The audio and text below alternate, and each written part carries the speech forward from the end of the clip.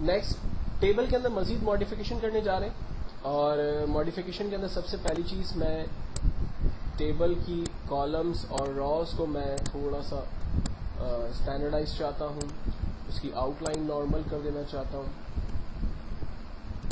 تو میں نے یہاں سے ڈرا ٹیبل پہ جا کر اپنی مرضی کی لائنز وغیرہ ڈرا کر دیں، اور ٹیبل کو میں نے بالکل ہی نارمل پوزیشن کے اندر کریٹ کر دیا.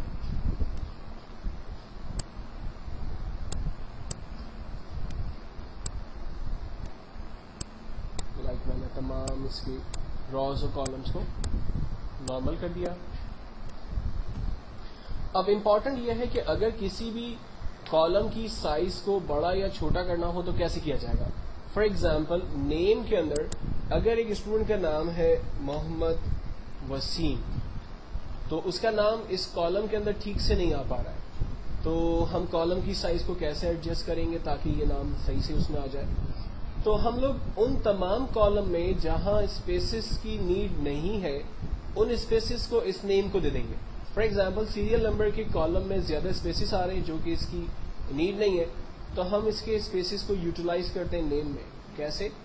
اپنے ماؤس کے کرسر کو اس ٹیبل کی بارڈر پہ رکھیں گے، جب بارڈر کا سائن اس طرح سے پلس میں تبدیل ہو جائے گا تب ماؤس سے کلک کر کے رکھیں گے اور سیریل نمبر کے کالم کو چھوٹا کر دیں گے.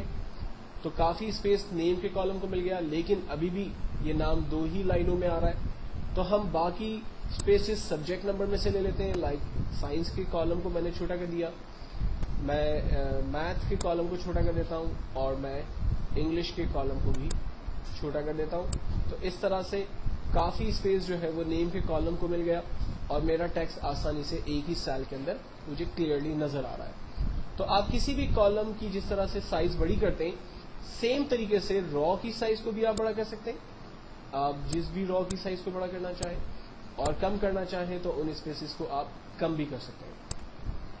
لے آؤٹ کے اندر ہم چلتے ہیں. نیکسٹ آپشن ہمارے پاس جو اویلیبل ہے وہ ہے اسپلٹ سیل.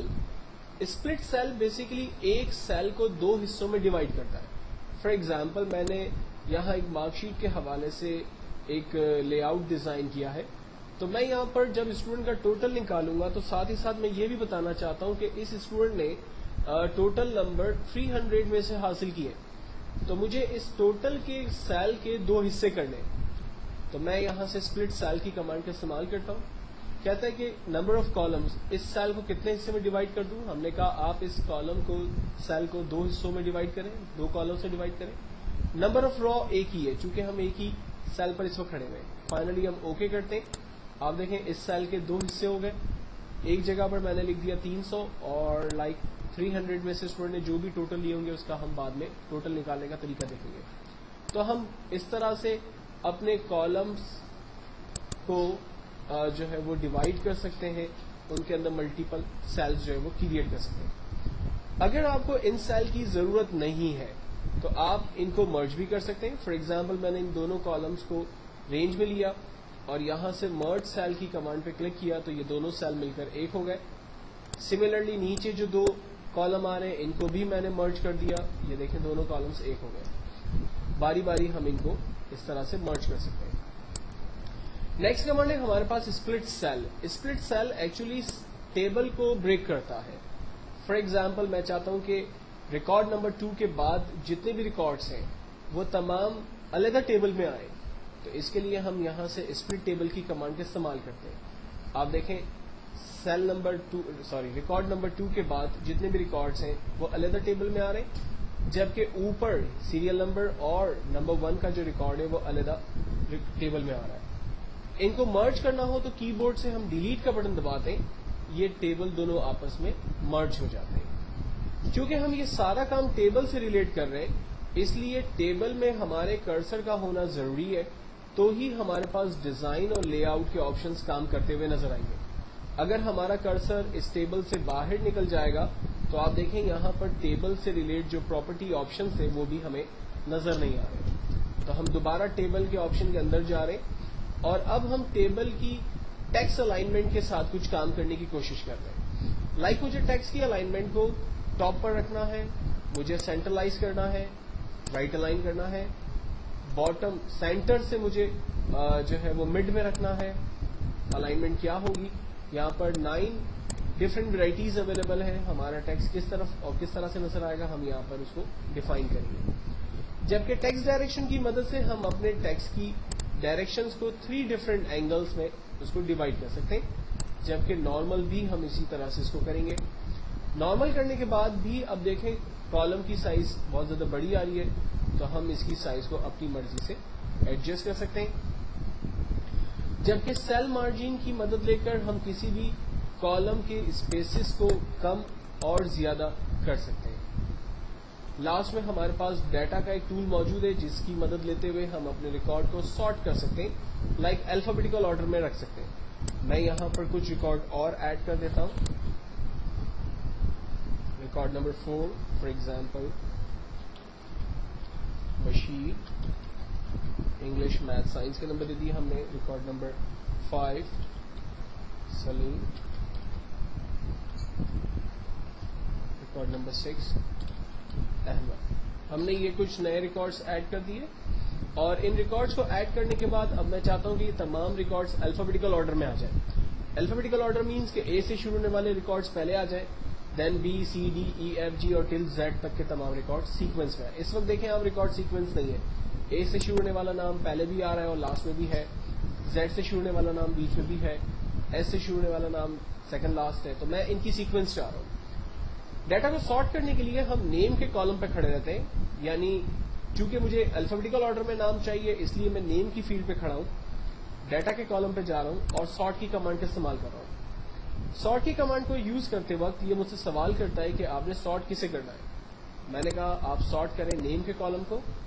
کہتا ہے کہ نیم کے کالم میں کیا چیز ہے؟ ٹیکسٹ ہے, نمبر ہے یا ڈیٹ ہے. ہمارے حساب سے نیم کے کالم میں ٹیکسٹ ہے. اسے اسینڈنگ کرے یا descending. Ascending means alphabetical order A to Z, descending means Z to A. تو ہم چاہتے ہیں کہ تمام نام الفابیٹیکل آرڈر میں آ جائیں, یعنی اے ٹو زیڈ. ہم نے اسینڈنگ لیا اور فائنلی اسے اوکے کیا. اب دیکھیں تمام نام الفابیٹیکل آرڈر میں آ گئے, جس کا اندازہ ہمیں سیریل نمبر سے ہو رہا ہے. ایک بات اور غور سے نوٹس کیجئے گا کہ جب یہ تمام ریکارڈز کو سارٹ کرتا ہے تو وہ صرف نیم کو سارٹ نہیں کرتا بلکہ اس سے تعلق رکھنے والے پورے ریکارڈز چینج ہو جاتے ہیں.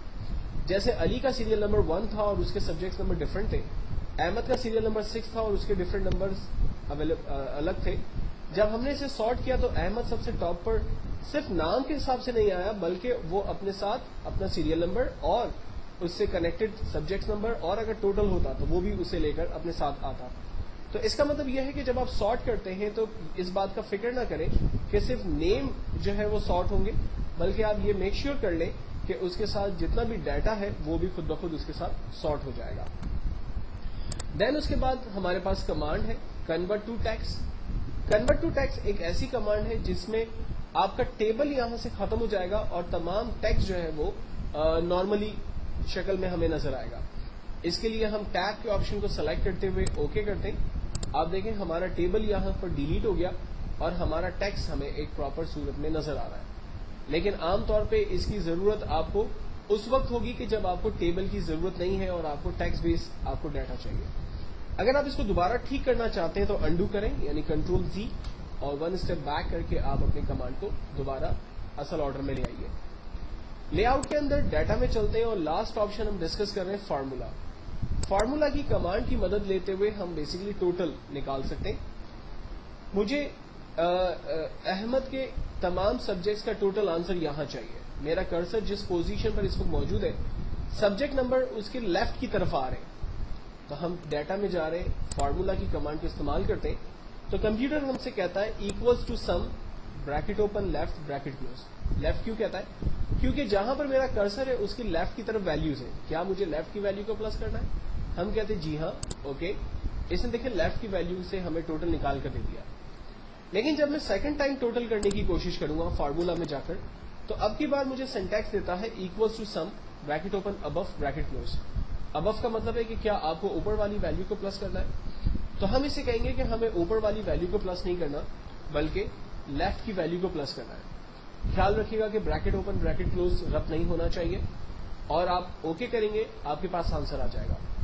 اس کا ایک اور طریقہ یہ ہو سکتا ہے کہ آپ اس فارمولے کو یعنی جو بھی آپ نے آنسر نکالا اس آنسر کو رینج میں لیں, اس پر رائٹ کلک کریں, کاپی کریں اور دوسرے تمام سیل پر جا کر اسے پیسٹ کر دیں. آلدو کہ آپ کے پاس جو آنسر آ رہا ہوگا وہ کاپی پیسٹ والا یعنی 244 ہر ایک کا سیم آ رہا ہوگا, کوئی پرواہ نہیں ہے. آپ تمام ریکارڈ پیسٹ کرنے کے بعد اب پہلے اسٹوڈنٹ پر جہاں آپ نے پیسٹ کیا تھا اس کے بیچ میں ٹیکسٹ کے نمبرز کے بیچ میں کلک کریں, دین اس پر رائٹ کلک کریں اور اس کو اپڈیٹ فیلڈ کریں. دین اسی طرح سے باقی تمام نمبرز پر بھی رائٹ کلک کر کے اپڈیٹ فیلڈ کریں. یہ بتانے کا میرا مقصد یہ ہے کہ فار ایگزامپل آپ نے یہاں پر اس وقت اسٹوڈنٹ کو نمبر دیے ہیں تو اس کا ٹوٹل آنسر آ رہا ہے 188, لیکن مثال کے طور پر اگر آپ اس کے نمبرز چینج کرتے ہیں تو آپ دیکھیں ٹوٹل آنسر تو اپڈیٹ نہیں ہوا. تو ٹوٹل آنسر کب اپڈیٹ ہوگا؟ جب آپ ٹوٹل کی فیگر پر رائٹ کلک کریں گے اور اسے اپڈیٹ فیلڈ کریں گے تو آٹومیٹکلی آنسر کمپیوٹر اپنے آپ کو اپڈیٹ کر لے گا.